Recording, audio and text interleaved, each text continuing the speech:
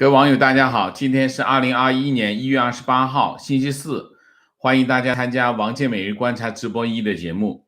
我们今天就是一个单一的主题，中美外交战激烈上演，拜登政府正在微妙转身啊。我们讲一个主题，还是在讲拜登政府啊，拜登政府它的进行一些调整。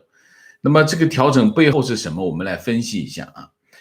那么从拜登宣誓就职的那一天起，那么中美之间就已经开启了一场激烈的外交战。那么这场外交战对中国来说，它目标非常的清楚啊，3点。第一，突破中美关系的这个僵局。那么川普时代，中美关系陷入了一个停滞的状态，双方激烈的对抗，然后外交层面的交往基本上全部中断，所以呢，中国要突破现在这个僵局，这是第一个。第二个，他要为中美关系设置一个基调，就是说，川普时代中美关系有个最大的问题是，就是中国没办法把握这件事情，因为川普总统无定向风啊，这里来一下，那里来一下，他根本没有可预期性，没有可预测性，所以经常处于一个中国方面是处于一个疲于奔命的这个状态啊，就是不断的出各种各样的政策，这各种政策没有关联，没有逻辑性，追不到，没办法预测预判。所以他现在要建立一个中国方面是要建立一个这个中美关系设定一个基调啊，他抢先要表达这个基调啊，这是第二个。第三个，当然最重要的是中国方面要建立一个中美关系的政治基础。我经常讲啊，在川普时代，当川普认为他已经不需要坚持就是中国定义的一个中国的原则的时候，中美关系的这个政治基础就不存在了，所以当时中美关系处于一个非常不确定的状态。那么中国为了确保它的外部环境，它一定要为中美关系建立一个政治基础。这个政治基础是什么？我不知道啊，但是他肯定是要寻求这个方向啊。而此时的拜登政府也在忙3件事。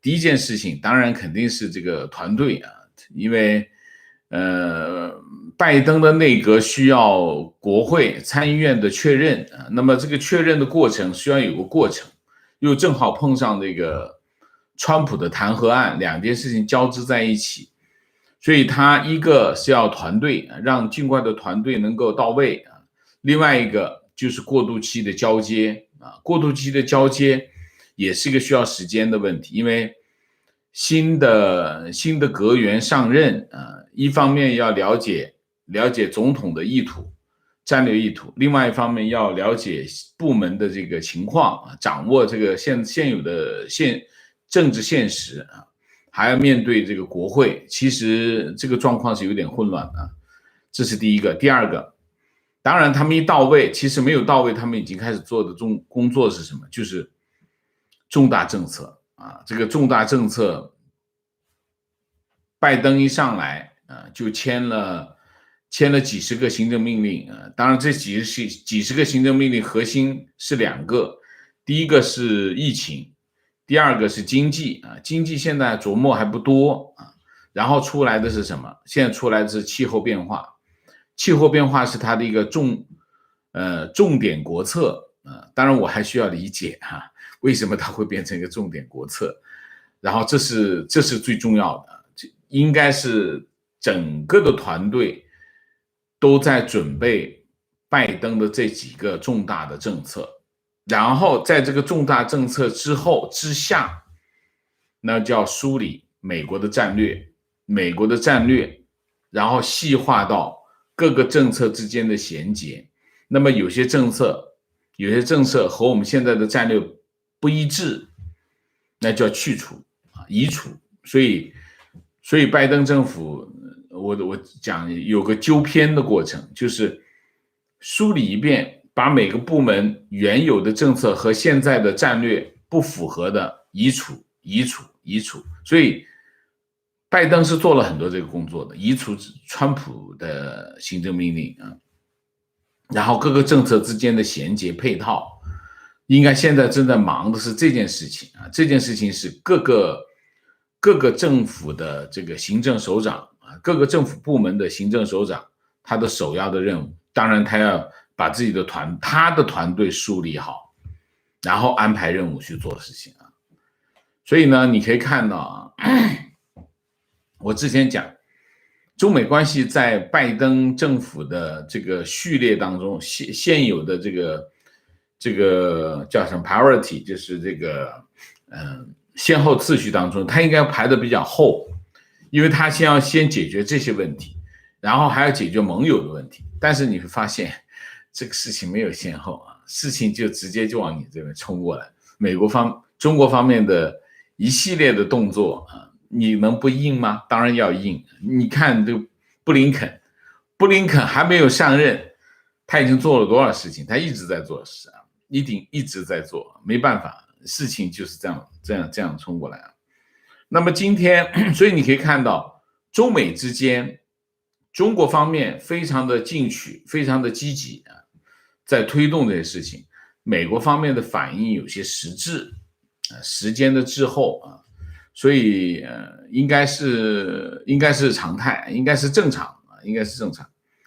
那么1月28号，中国方面又有3个非常重要的对美政策宣示啊。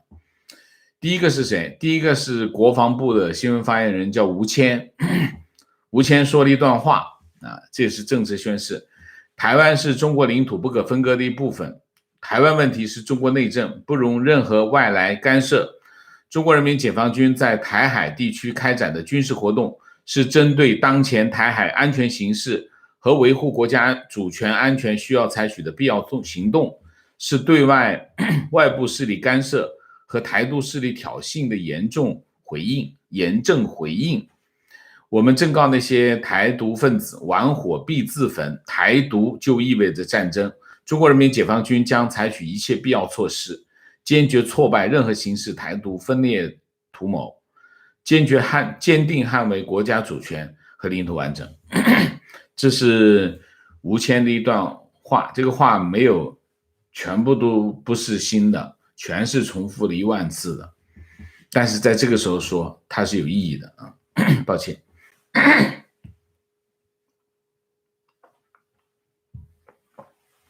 这段话的背景是什么？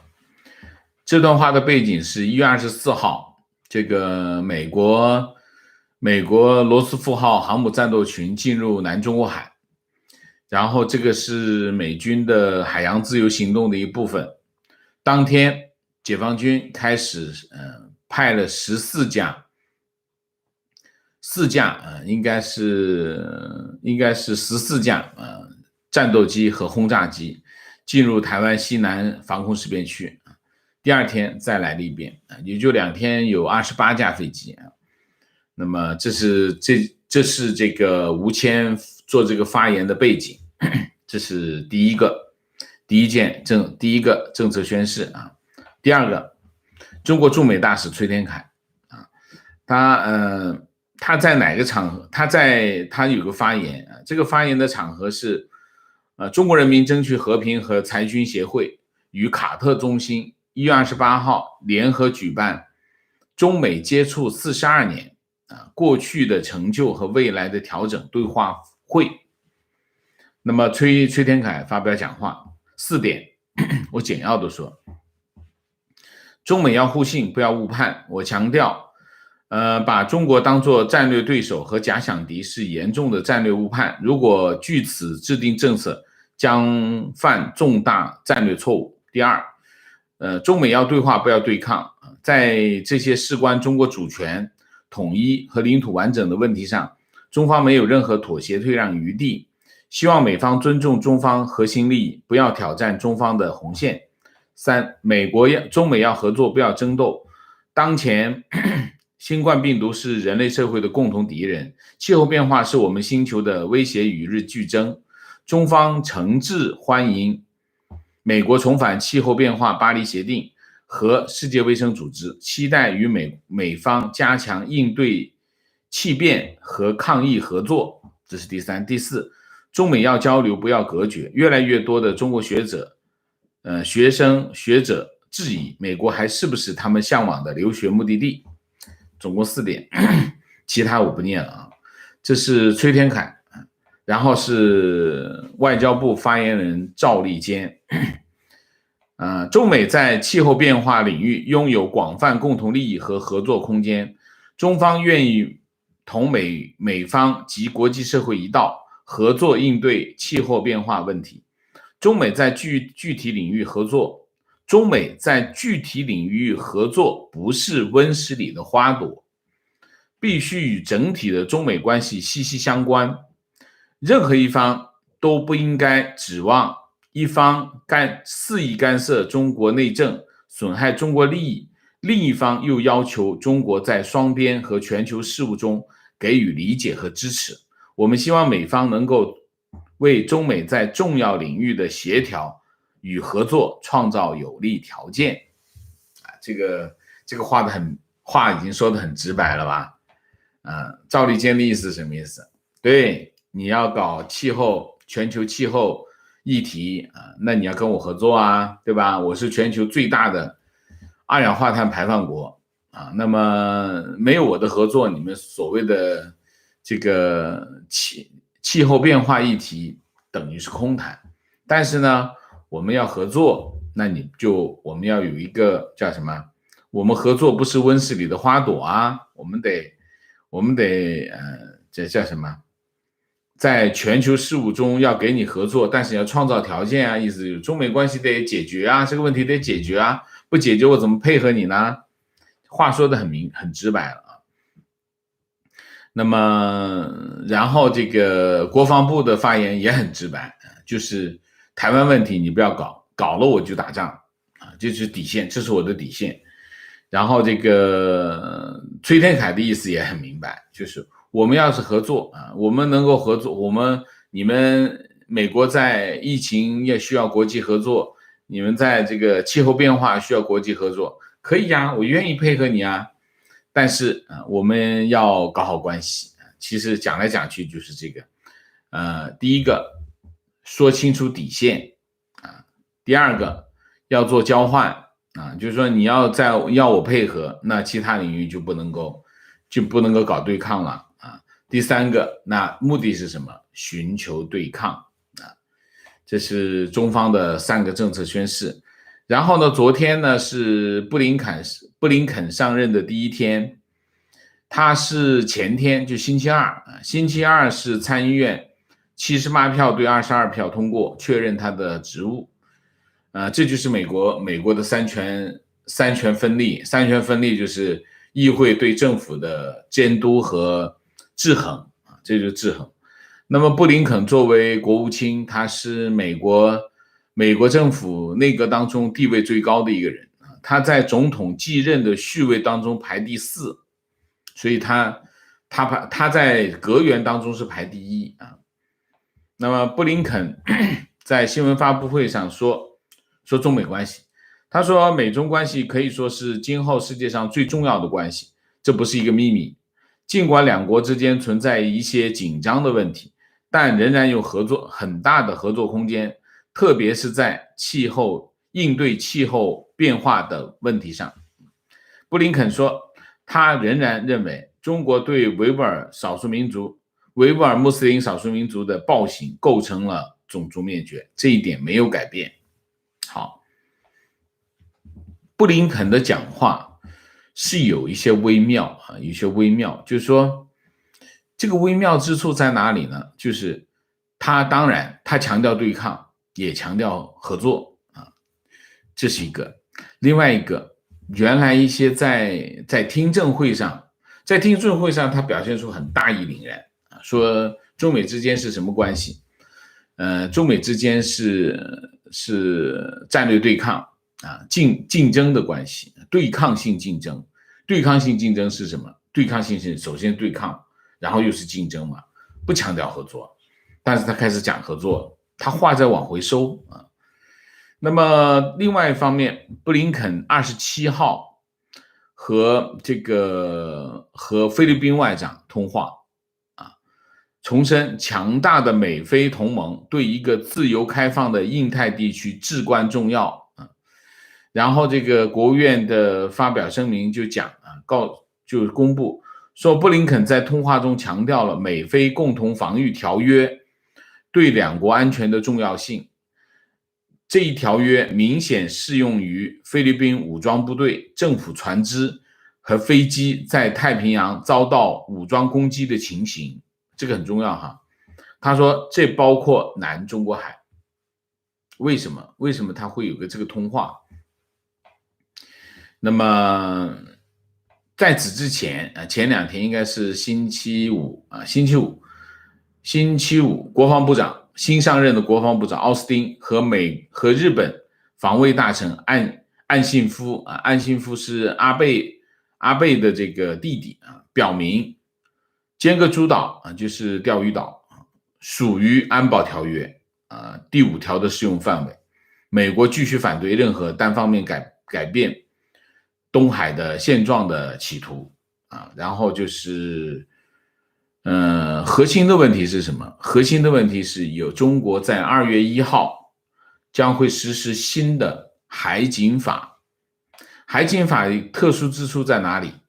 它特殊之处是授权中国海警在中国管辖范围之内对外国船只的非法行为动武，这个很重要这个很重要。那么中国通过了这个海警法之后，这个海警法是1月22号人大常委会通过的，它是这么规定的。他说，如果外国船只进入中国管辖的海域，非法从事生产作业活动，不服从停船指令或拒绝中国海警登船检查，经警告无效后，允许中国海军动武这是很清楚的。然后呢，菲律宾就表达抗议，这个日本、美国、越南、印度都表示关切。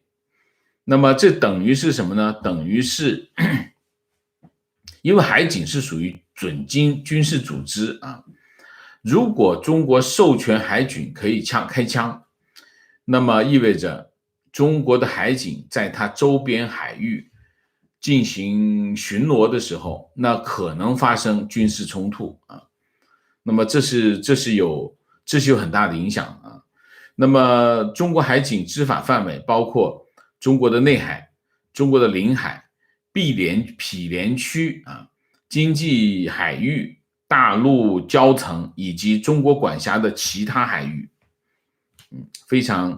那么若外国组织或个人未经批准在中国管辖海域或岛礁上建造建筑物、构筑物、固定或浮动装置等，海警可以要求限期拆除，若逾期不拆，有权强拆强拆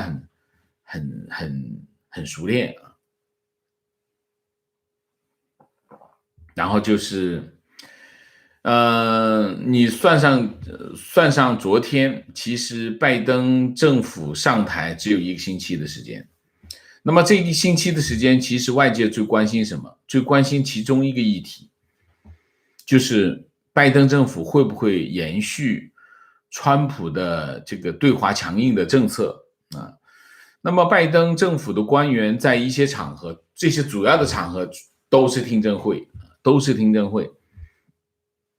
那么他开始的时候一些表达呢是比较明确的，特别是布林肯的听证会关注的最多，大家最关注，因为对外政策。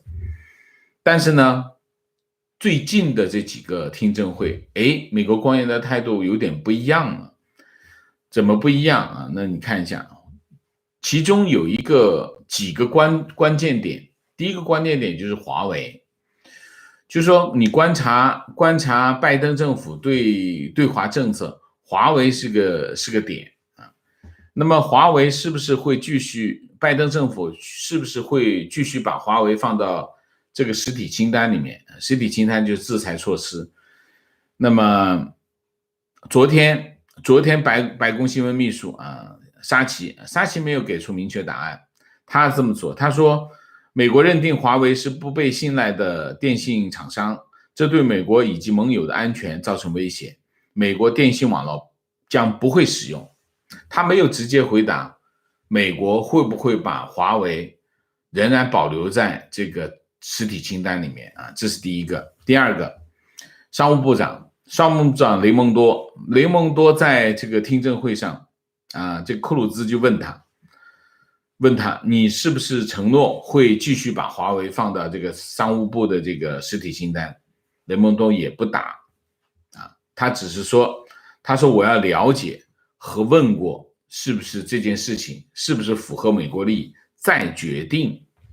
符合美国利益这件事情一谈，那可能后面就会有变数了啊。然后是谁呢？然后就是这个布林肯在他最后一次听证会上说，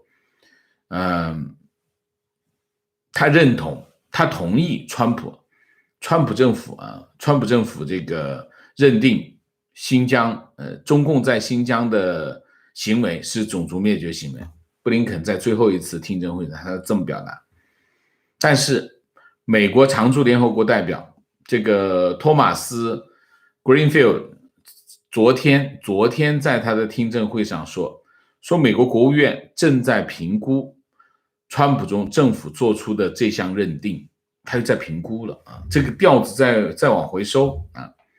然后昨天的记者会上，这个Greenfield 叫 Thomas Greenfield 在记者会上问完了，这边布林肯在开记者会，马上记者就开始问，说这个他们在确认，你怎么说啊？布林肯说，我的看法依然是发生了针对维吾尔族人的种族灭绝行为，这个看法没有改变。你看见没有？这个说法在变化啊。那么这些问题很敏感啊，就包括维吾尔的问题，包括华为的问题，其实还有很多啊。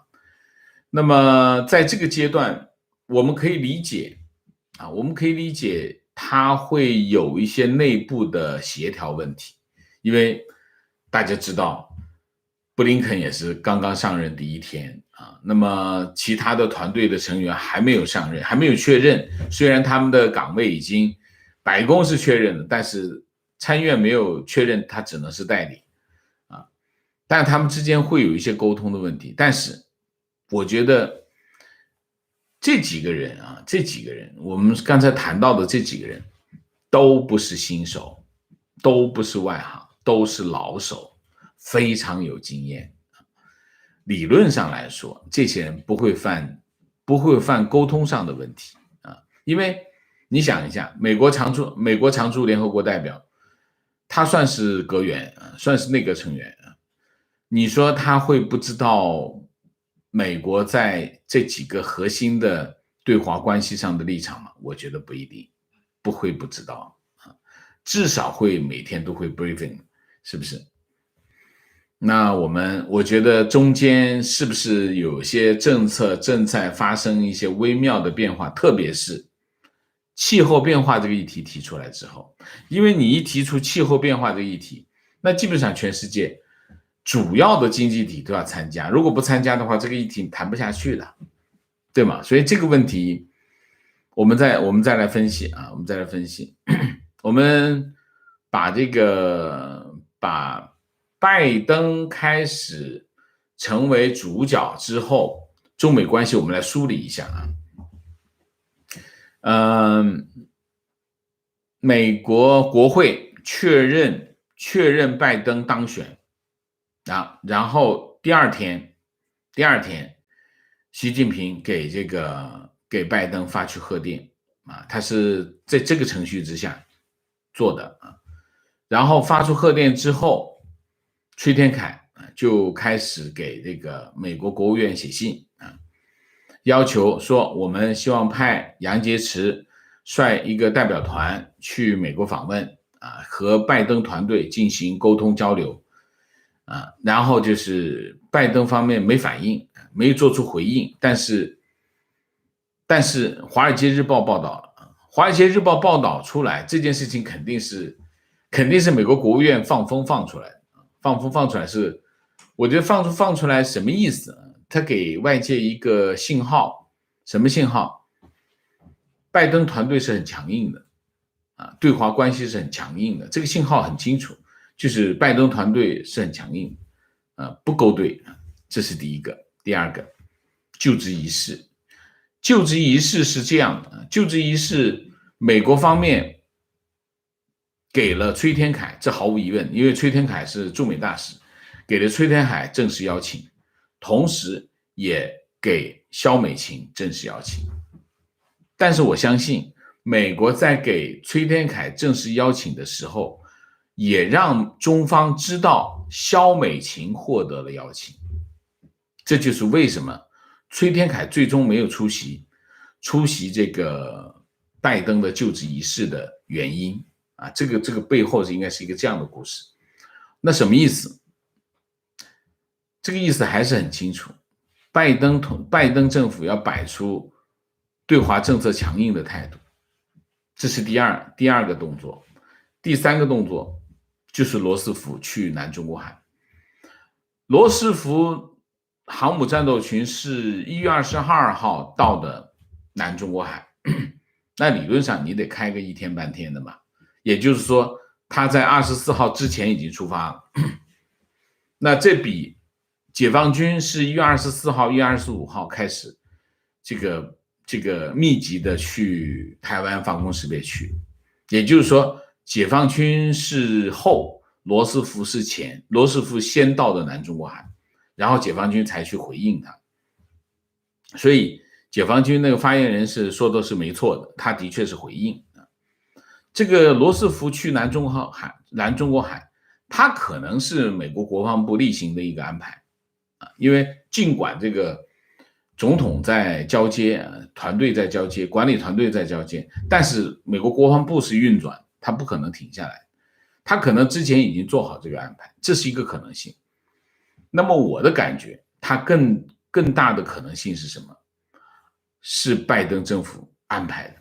因为你要知道，其实美国国防部不是说拜登一上台，国防部长就开始上班，去那边上班了，不是的。其实他们早就已经开始进行交接了，他不是现在才交，1个月之前他们已经开始进入国防部了，他们已经开始做交接的工作，所以这个安排肯定不是川普政府的安排，是拜登政府的安排，这是一个。也就是说，拜登政府还是要摆出强硬的姿态，就是派罗斯福战斗群去南海。你看这三个动作都反映了什么？拜登政府做出一些强硬的姿态来，然后中国方面就开始反应。中国方面开始反应，一个就是解放军在台湾海峡的行动，这第一个。第二个，习近平在达沃斯国际经济论坛上的发言这个发言算是个重磅发言这个发言对拜登喊话，这是还是那句话，定基调、讲底线、建立政治基础，其实就是这3个目的。然后才是什么？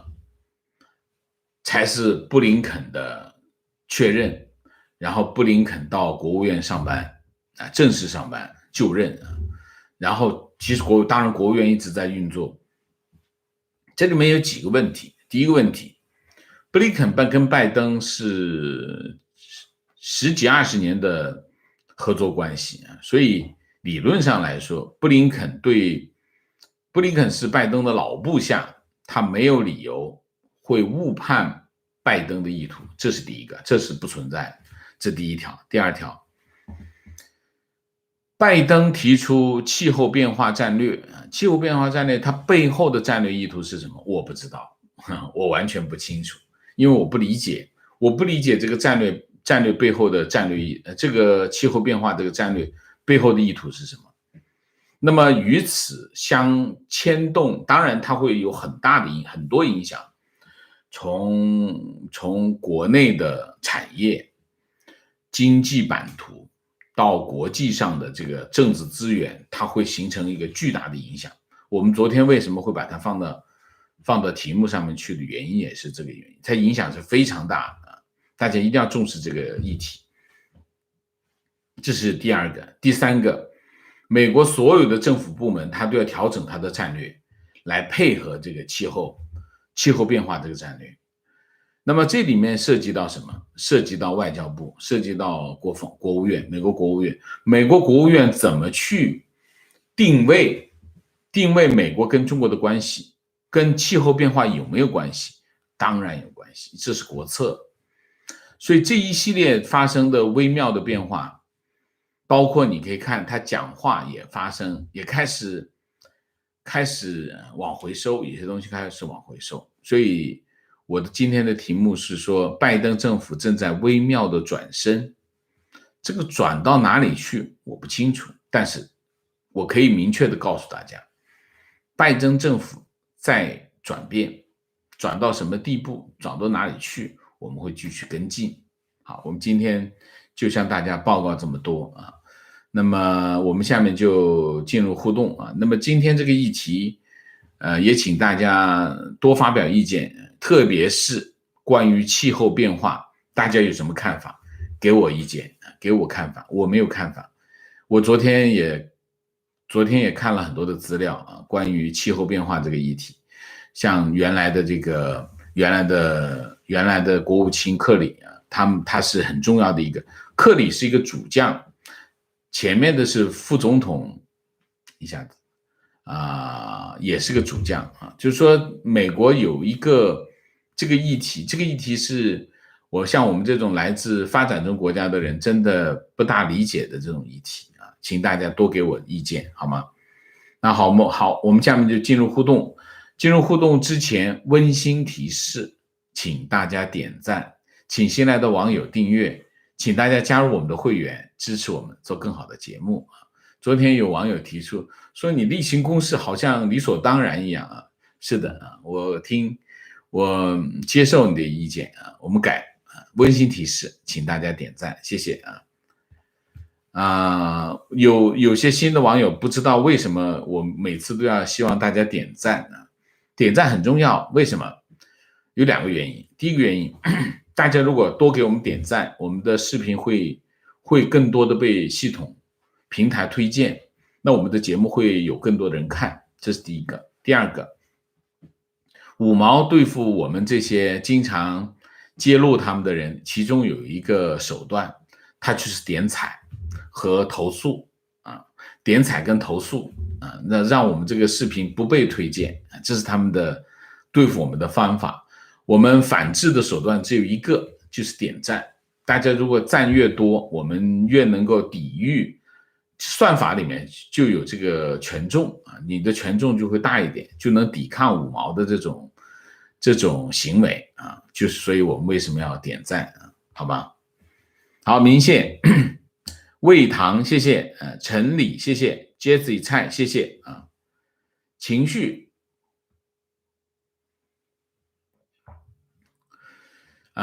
拜登政府开始执政以后，习近平这几天的讲话和中国政府的动作，竟然让我有些安心了。总加速师仍然厚颜无耻、牛逼哄哄、勇往直前，绝不放软，这让人松了口气。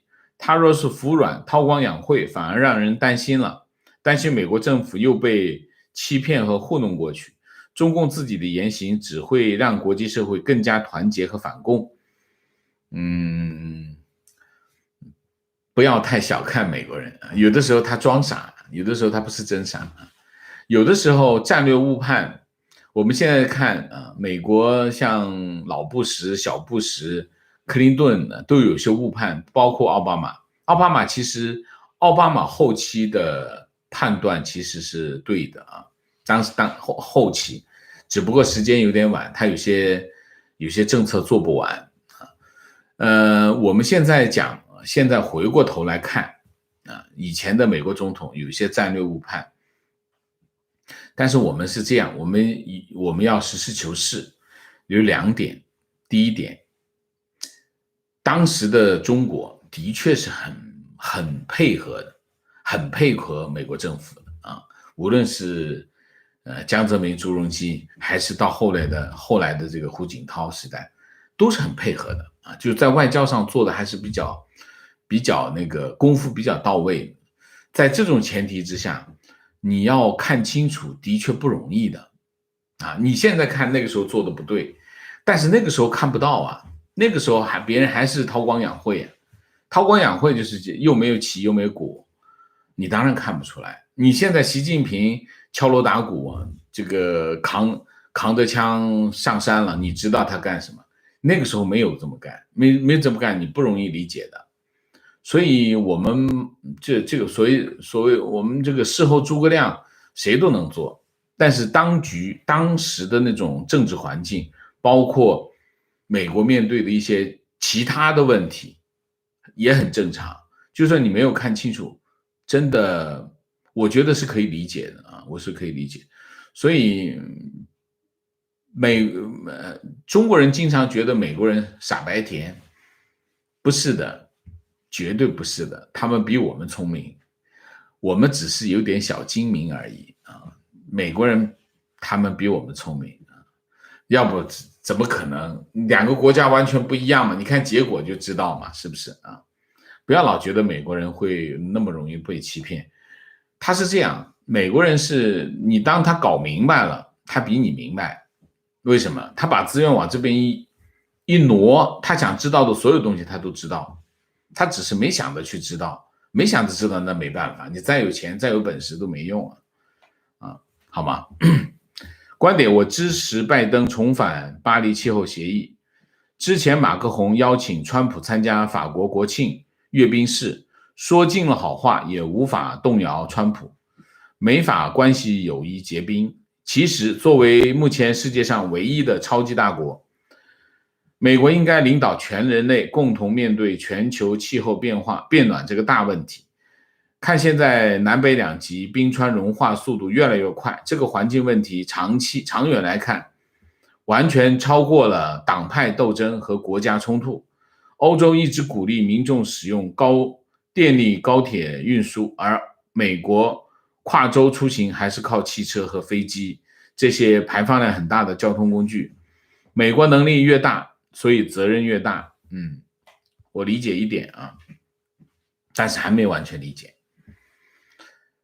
是这样，我为什么不理解？我们要知道，一个国家的战略，它不仅仅是着眼于一个领域，它是着眼于全球全局性的。我们要上升到国家战略这个层面，它一定是个全局性的影响。那么你制定每一个国家战略，你一定会对全局产生重大影响。你比如说，我举个例子，你比如说疫情这件事情，它不仅仅是流行病的问题，它对美国整个国家的现状有决定性的影响，它当然要是国家战略。那么背后的是什么？背后是人命损失啊，经济损失啊。美国的这个，如果美国在经济的这个泥沼下爬不起来，你怎么当国家全球领袖啊？等等，你会影响整个的全局。那么你可以看到很多国家战略背后都是什么？背后都是它有利益，它有理念，它有好处，或者是它有战略利益。就是你每一个国策背后有一个 goodwill， 就是善念。每一个国家战略应该背后有3样东西。第一个叫善念 goodwill， 这是第一个。第二个，你一定有战略利益，我这个国家因为这个战略获得了巨大的战略利益，这是第二个。第三个，我的代价会很小，就是有很多事情会获得巨大利益，但是你代价很大，你不能干，就是你的成本没那么高，你的成本是可接受的。你每一个国策后面都这3样东西。那么气候变化这件事情，我昨天我看了很多的材料，其实我是试图理解这件事情。那么 goodwill 这没有说 goodwill， 但是这个 goodwill 是有问题的。什么问题？这不是美国议题，这是全球议题。美国有没有那么大的战略包容，去把一个全球性的议题变成美国的战略？你要知道，当你作为一个战略的时候，你要投入巨大的投入在里头。那你得益是全世界，而不是仅仅是你这个国家。你可以去执行一个这样的政策，但是一个国家要在这个时候投入这么大的资源去做这件事情，是不是合适的？这是第一个，就是这个 goodwill 和这个国家它不对应，这是第一个问题。第二个问题，这个战略利益，气候变化这个战略利益，其实它不是一个美国人独享的战略利益。你投入巨大的资源，全人类会获得战略利益，但是美国只能获得它能获得的一部分，这个合理吗？这是第二个，就是你的战略利益其实是不确定的。第三个就是你的代价。那么代价，当然我们一眼就能看到的是什么？一眼就能看到的就是美国的能源产业。美国的能源产业从现在来看，肯定是美国非常重要的竞争力。就是美国不需要靠中东石油，美国自己还出口石油。美国多厉害，它不需要，所以美国在中东政策问题上非常自由，非常超然，非常的想怎么干怎么干，因为他不指望他们的石油。所以你看阿拉伯国家现在跟美国之间的关系已经发生了很大的变化，原因是美国自己产石油。那如果你要进行一个绿色能源的计划的话，意味着什么？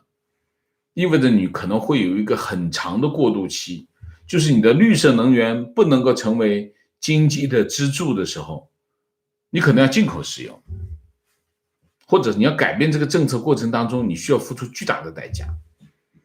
在这个问题上我想不通，就是说，因为你在制定这个政策的时候，你所有的账都要算完，你不可能没算完，然后我们再慢慢讨论，那是不可能的事情。但是我还是没看懂这个气候变化作为一个美国战略，它背后的这3点怎么通？现在这3点在我这儿没通啊。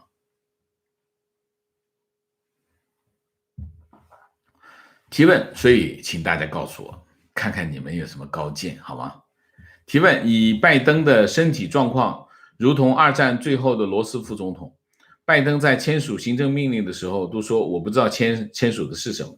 现在美国的总统是否变成了一个党派的传声筒，而不是如同川普拥有自己的政治意愿的追求者？我知道那个场景，我看那个视频那个场景，川普跟拜登他们2个个人风格完全不一样，这第一个。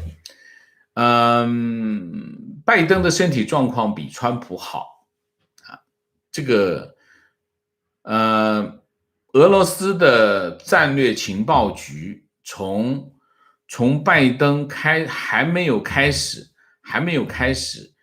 进入这个成为民主党的候选人的时候，就已经开始部署对拜登的这种攻击点是2个，第一个，拜登老年痴呆，这是第一个；第二个，拜登对小孩子的那个癖好，这两个有系统的在网络上发布这个信息，所以你是接收了这个信息。你没有看到另外一个信息，因为你不看传统媒体，你看传统媒体你就知道拜登的身体状况是很好，还是不错的，至少比川普好，这是第一个。第二个，至于说他签字的时候说我都不知道签的是啥，其实那是个玩笑话。你可以看到拜登在很多场合会讲这一类的玩笑话，所以把这类玩笑话放大，放在网络上，制造一个新的环境啊，然后把这句话放进去，这是一个新的洗脑工程，所以你千万要小心。我跟这个网友说，千万要小心啊。拜登是不是一个党派的传声筒？那你不了解美国政治。美国总统跟他的党派有关系，但绝对不会受他的党派制。他党派对他有影响，你说他变成一个党派的传声筒，那你不了解美国的政治啊，不是这样，美国政治不是这么，美国总统怎么可能啊？美国的政治，美国总统，他背后有很多的政治势力去影响他，那么他跟这些政治势力都有关联啊，他才会影响他，没有关联的话影响不到他啊。但是美国总统的权力非常大啊，而且没有人可以抓住他的手去签字的啊，那是不可能的事情啊。观点：川普致力于削减美国财政赤字，所以川普不遗余力地迫使中国进行一个贸易逆差的操作。川普总统任期内，美国的财政赤字史上最高，这个你不知道吧？啊，这个所以你还是要 fact check 一下。这个财政赤字跟贸易赤字是完全不同的概念啊，完全不同的概念。贸易赤字是在哪里？在企业那儿的，财政赤字在政府那儿啊，两个不同啊。情绪真的难以预测美中关系能以什么样的轨迹走下去，合作与对抗的戏码复杂多变。此时的欧盟态度和举止就很暧昧。默克尔和一些德国企业最近几天的言语间都流露出对中国市场的期待，而像捷克这样的中小国家都在抗疫前沿疲于奔命，顾不上更多的事情，一切都不明朗。目前来看，疫情依旧是欧洲最头痛的事情，美国也是，其实美国现在也是，疫情仍然是美国头等大事。你去看一下美国的电视台，美国的电视台每天的新闻大概有1/3跟疫情有关系啊。提问：默克尔旗帜鲜明地支持习近平，在支持多边主义的想法一致，欧洲不会在中美之间站队，必须选择多边主义道路，孤立主义无法解决问题。拜登虽然表示了要和欧盟协调，但难度由此可见，这也是拜登政府往回收的原因。二战之后百年，美国领导下的全世界各国经济都得到了长足的发展，感觉大家有些底气了。加上川普退群这几年，大家好像觉得没有美国领导好像也没什么问题，大家可以各自有各自的经济条约，这个国家还需要美国式的模式吗？你这个很五毛啊，非常五毛。第一，默克尔真的没有旗帜鲜明的支持过习近平。我以默克尔的这个政治经验，我不说政治智慧，他不会犯这么低级的错误。为什么？因为习近平老实讲，在西方世界，习近平是坨屎，真的是坨屎，没有人愿意跟屎贴在一起啊。当然，很多西方的政治领导人嘴巴上说一套，做的时候是另外一套，这个没有错，但是他一定不会嘴巴上也去说，所以这个你肯定是不对的啊，你这个前提肯定是不对的。第二个，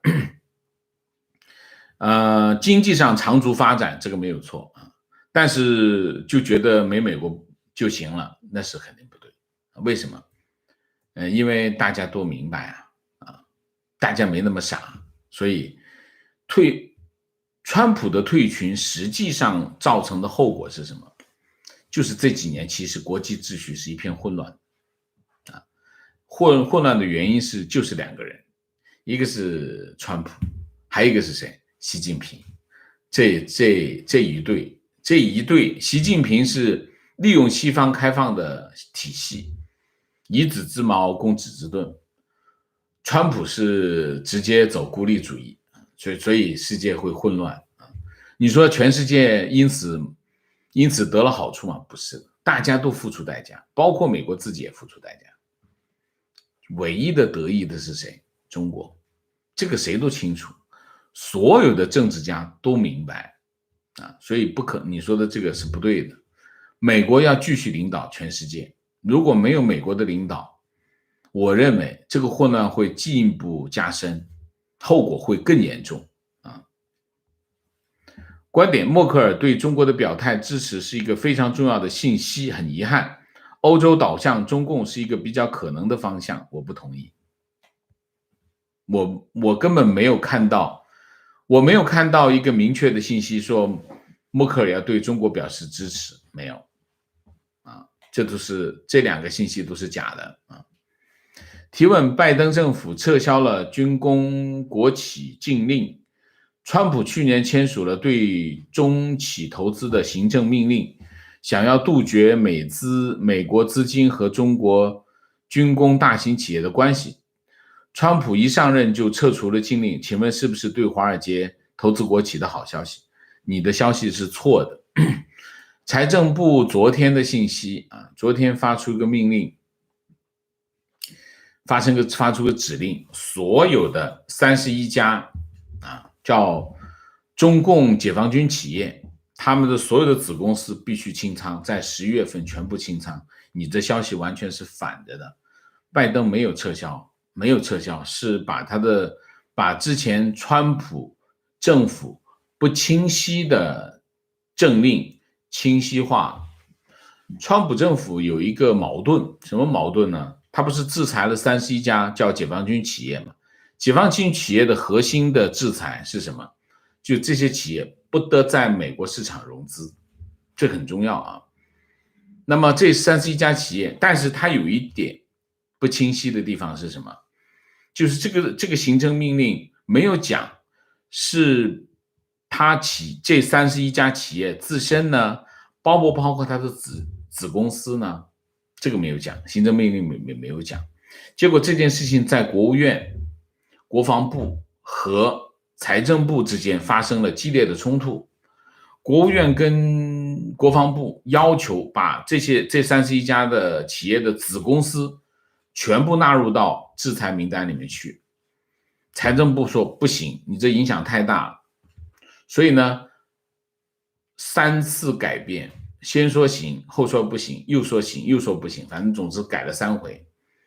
那么昨天美国财政部，这个美国财政部其实是拜登的财政部，向华尔街发出指令，说包括子公司 ，OK， 所以没有取消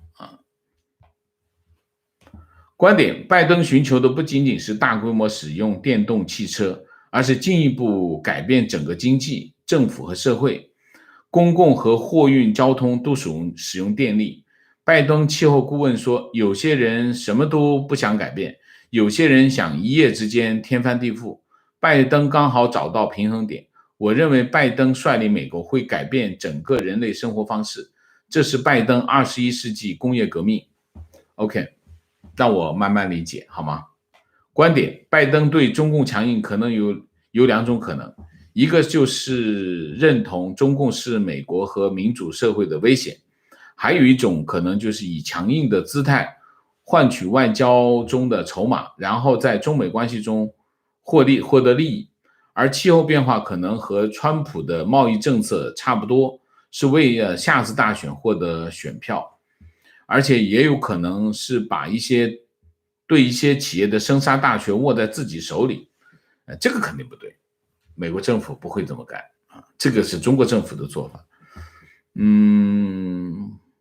或者他真的在乎气候问题。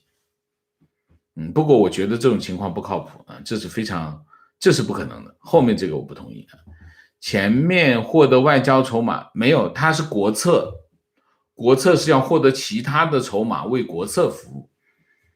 我不同意如果是只是保持强硬姿态获得外交筹码的话，那他利益是什么呢？利益是什么呢？你说所谓的利益是什么利益呢？川普政府的利益一眼就能看到，是川普的选票。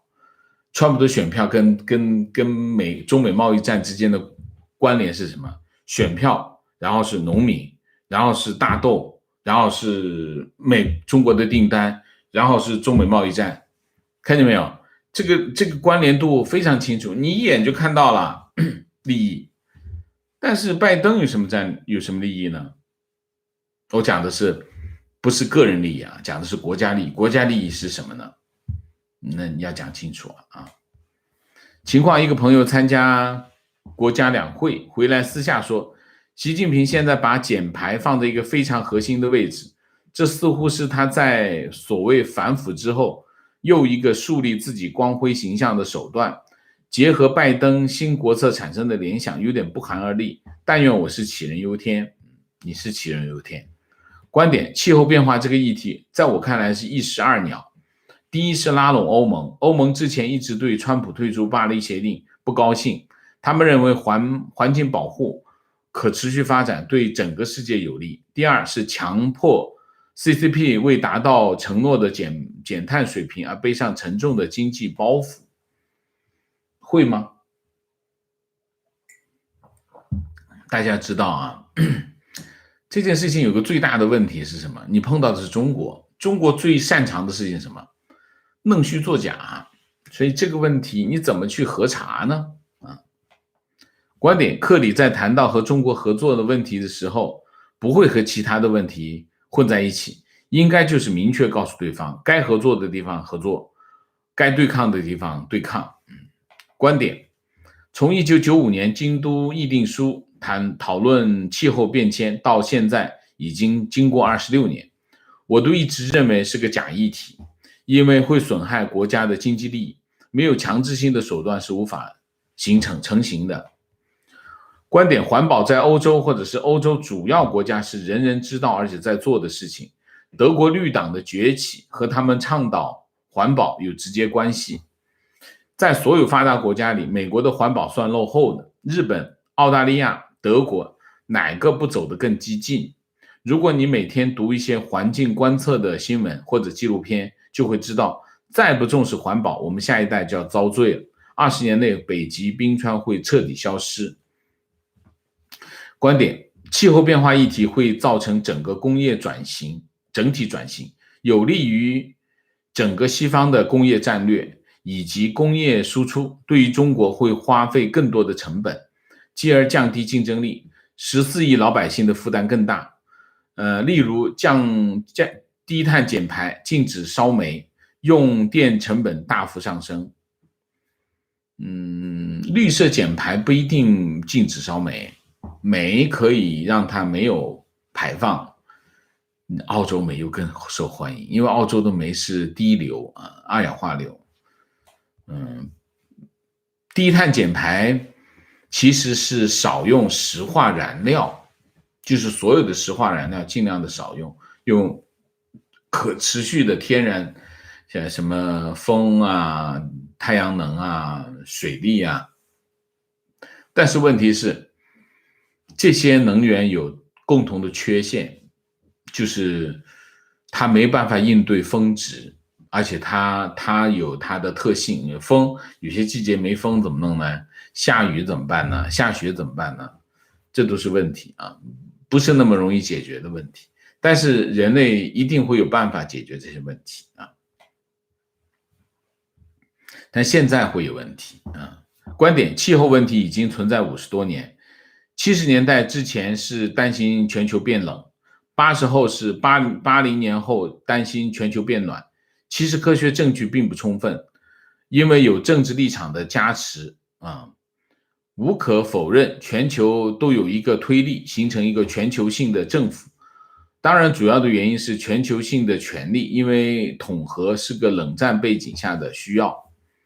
观点，应对气候变化是未来20年经济热点，节能的消费趋势造就了特斯拉，但中共推动的电动车也很多，所以美国想要在新兴产业中占据主动，的确需要把它作为一个战略方向。另外，节能有利于降低对中东石油的依赖，所以即使没有中共参与降低二氧化碳排放，把美国经济往节能方向推，对美国经济有战略上的益处。OK， 观点，气候变化关联清洁能源，减碳减排减浪费，提高环保标准，长远对全球有利。气候升高对北极圈国家，比如加拿大其实有利，但加拿大政府也在不懈地推动。加拿大民众感觉说的比做的多，OK，观点：欧洲在环保领域深耕多年，技术和行业标准都在欧洲，感觉这是一个向欧洲传统盟友示好的政策。观点：就我了解，气候变化已经是无法阻止的进行式，大规模的环境变化也代表整个人类将迎来灾难。也许拜登是不愿意看到后辈在这种灾难中成长。情况坐标英国，由于工作原因对此略有了解。气候变化的议题在主要发达国家都是国策，并且制定了二氧化碳净零的目标。英国定于2050年之前达到二氧化碳净零，苏格兰是2045。政府的各项政策，包括交通、建筑、能源、农业等，和资金都会以此为中心。凡能帮助达到此目标的科技研发和初创企业，都会得到大量的政府和民间支持。今年联合国气候变化大会今年11月份在英国召开，各方面都投入大量的时间和精力。我知道中国的环保其实是2个字，一个就是骗，然后一个就是压榨就是这2个字。为什么？大家知道我们推动一项国策，每一样政策后面应该跟着什么？跟着一样东西，钱。因为你想，你要搞节能、搞减排，一定要投入的，一定要花钱的。你比如说烧煤的这个发电厂，你要进行去硫装置或者去其他成分的装置，这个装置一投入就是一大笔钱，谁掏？那你要去企业掏，那就很多中小企业就要倒闭，一定是这样的。没有你选择让它倒闭，倒闭之后后面起来的还得面对这个问题，一样的问题。所以在中国这件事情，如果这真的是能够成为一个战略，全球各国的战略的话，对中国会有巨大的影响，巨大的影响。那么中国每年可能拿几万亿来做这件事，几万亿几万亿不是小数哈。观点：唯有气候问题才是世界各国共同的利益问题。对于这个问题的态度是一个国家文明程度的体现，也是衡量一个政党是以人为本还是倾向于利益斗争的标志。疫情危害全球，气候问题如果被局部化，危害也将波及全球及全人类。因此，气候问题既能凸显美国的领导地位，也能调整美国的经济发展领域。由这届政府应该是英明的。 OK。 提问：气候变化战略是否与新科技、新能源和太空行业定调有关？以目前拜登提出的公务车改电动车提出的观点与环境相关，请问王先生的看法？老实讲呢，我对气候变化战略呢，我还在理解当中给我一点时间我多看点资料，理解，好吗？我也希望大家关注这个问题，好不好？提问：王老师，我一直有个很深的疑问，为什么中国人这么容易恨？对于自己不认识的人抵制、谩骂、仇恨，是因为他们经过文革的伤害吗？为什么他们宁可浪费时间在网络上谩骂，都不愿意踏踏实实秉持善念的去经营自己的人生？好问题。第一个问题，我先拿后面这个，为什么不宁愿去谩骂，也不踏踏实实的去经营自己的人生？原因是他们机会很少，就是他们很多社会底层的人，他们面对的一个局面是什么？就是这个社会的整个的制度性的不公平。制度性的不公平意味着什么？意味着他们面对的机会非常的少。那么当他面对的机会非常少的时候，竞争又非常激烈的时候，他可能更愿意在网络上骂。那么这第二个问题，他为什么要去网上骂呢？因为他们从小就受到的仇恨教育。中共从小就给儿童灌输这个仇恨教育，一直到我们成年，天天就要么骂美国，要么骂日本。抗日战争的电视片天天在放。抗战这个片为什么这么一直持续的拍，持续的播？中共又没抗战，中共抗个屁战，没有抗战，抗战是国民党的事儿，国民政府的事儿。所以他为什么天天拍这个片？拍抗战片就是仇恨教育，就是让你要恨一个人，学会恨一个人，就是你就无缘无故的会恨一个跟你没有一毛钱关系的人，这就是中共的教育，洗脑，这就是洗脑。所以中国人脑子里上来就会第一个质疑你这个后面肯定是个坏人，因为你看到坏人太多，一看这就是坏人。第二个你就恨他，然后你就在网上骂他，就这样啊。观点：希望王先生每3天来一次辟谣专题。中文自媒体太多故意颠倒黑白，多数人没有时间找原始资料辨别真伪。希望王先生可以为大家定时解惑。大家可以提问，就比如说像刚才那个拜登的这个老年痴呆的问题啊，老年痴呆其实俄罗斯的战略情报局跟川普团队都在同时在做同样的事情啊，是川普团队也在做这件事情，包括川普的推特，你去看一下，川普推特也是有意无意的在发放这方面的信息啊，是这样的啊。明谢刘玲，谢谢。Technolof， 谢谢。从王先生成立会员就加入了，支持王先生，祝你一切顺心，谢谢啊。Helen 张，谢谢。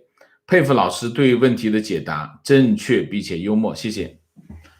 好，我们今天的节目就到这里，感谢大家的参与，我们下个节目再见。再见之前，请大家点赞，请新来的网友订阅，请大家加入我们的会员，支持我们做更好的节目，做更好的自己。谢谢大家，谢谢。